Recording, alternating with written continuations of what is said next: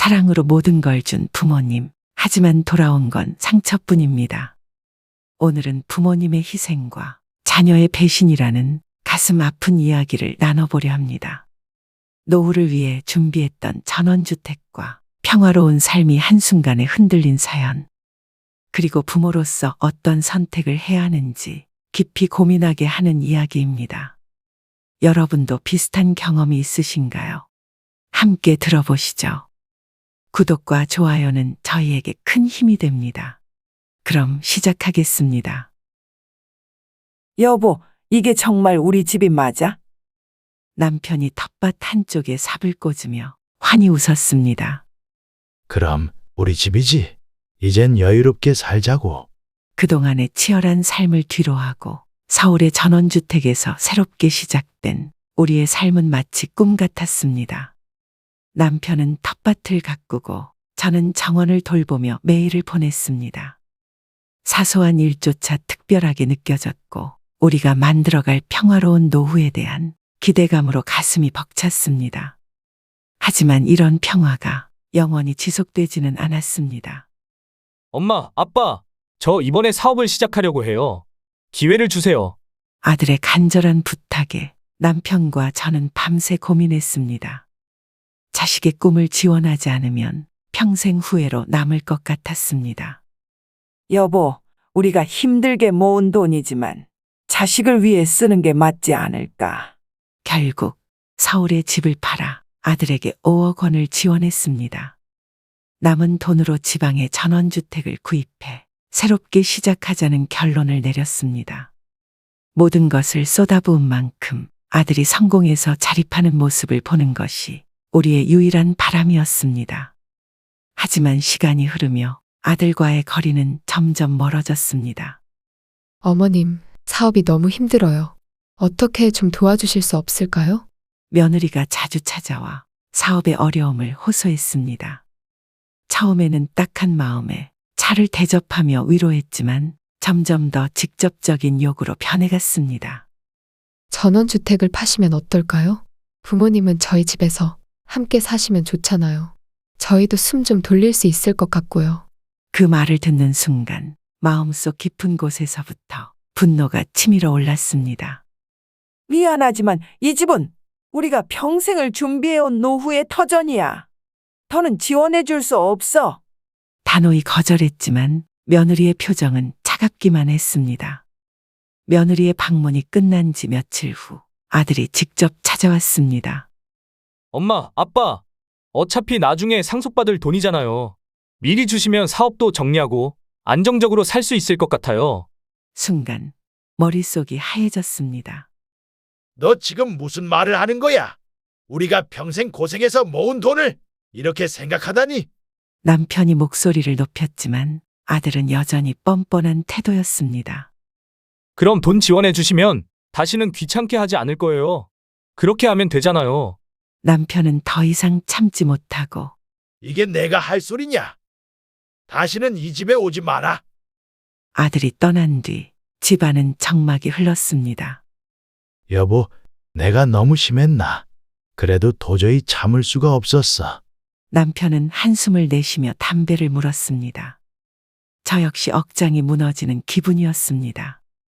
자식을 위해 모든 것을 내놓았던 우리가 왜 이런 상처를 받아야 하는지 이해할 수 없었습니다. 텃밭에 핀 작은 꽃을 바라보며 저는 마음이 복잡해졌습니다. 부모가 자식을 사랑하는 것은 당연하다고 믿었지만 그 사랑이 끝이 보이지 않는 희생으로 변할 때는 어떻게 해야 할까 고민스러웠습니다. 남편과 저는 아들을 위해 모든 것을 쏟아부었습니다. 그 결과가 지금의 우리를 만든 것이지만 동시에 가슴 한쪽에는 크고 아픈 구멍이 뚫린 듯한 허전함이 자리 잡았습니다. 여보, 이 꽃 좀 봐요. 이렇게 작은 꽃도 스스로 뿌리를 내리고 자라잖아요.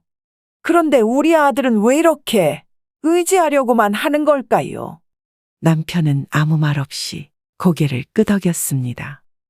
그의 눈에는 미안함과 분노가 동시에 서려 있었습니다. 아들에게 5억을 지원했을 때만 해도 우리는 그것이 아들의 밝은 미래를 위한 마지막 지원일 것이라 믿었습니다. 남편은 밤늦게까지 계산기를 두드리며 이 정도면 충분하겠지. 우리도 남은 돈으로 그럭저럭 살 수 있을 거야. 라고 말했지만 그 말 속에는 걱정이 섞여 있었습니다. 하지만 아들이 성공하길 바라는 마음이 더 컸기에 우리는 걱정을 삼켰습니다. 그 후로도 아들의 사업이 어려워질 때마다 알게 모르게 계속 지원을 이어갔습니다. 하지만 며느리가 전원주택을 빨리 싸게라도 팔아서 더 도와주세요. 라고 계속 요구했을 때 저는 마음속에서 큰 거부감이 생겼습니다. 이건 정말 아니야. 이 집은 우리 삶의 마지막 보루인데 어떻게 그걸 포기하라고 하지? 며칠 뒤 아들이 또 찾아와 상속을 미리 달라고 소리쳤을 때 저는 말을 잃었습니다. 어머니, 저희도 어렵잖아요. 상속받을 돈을 미리 주시면 저도 마음 편하게 사업에 집중할 수 있어요. 그의 말에 담긴 당연하다는 태도가 제 마음을 아프게 했습니다. 우리는 그의 미래를 위해 모든 것을 희생했지만 그는 그것을 고마워하기는커녕 당연하게 여기는 듯 보였습니다.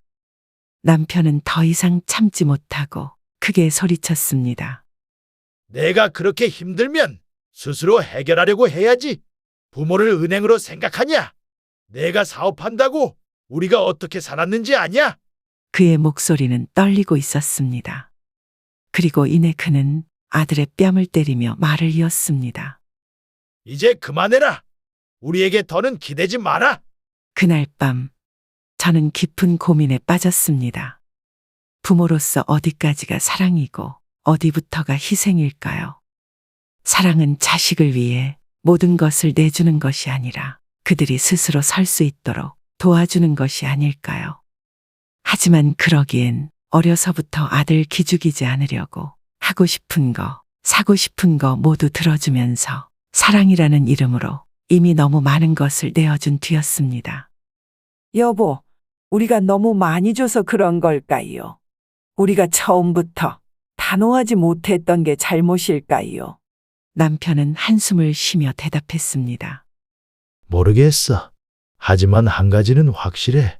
우리가 이대로 금전적으로 무너지면 아들도 결국 무너질 거야. 우리부터 지켜야 해. 그 후로 남편과 저는 서로를 더 단단히 의지하며 살아가기로 했습니다. 아들이 돌아오지 않을 수도 있지만 우리는 우리의 삶을 먼저 지켜야 했습니다. 전원주택은 단순한 집이 아니라 우리의 노후를 위한 마지막 보루였습니다. 그리고 그 보루를 잃지 않기 위해 스스로를 지키기로 했습니다. 부모의 사랑은 무조건적인 희생이 아닙니다.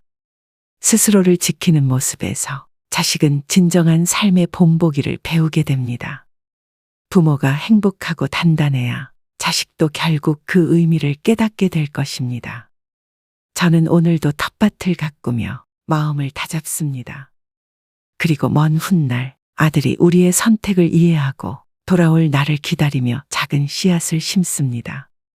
그것은 우리가 지키려는 희망의 씨앗일지도 모릅니다.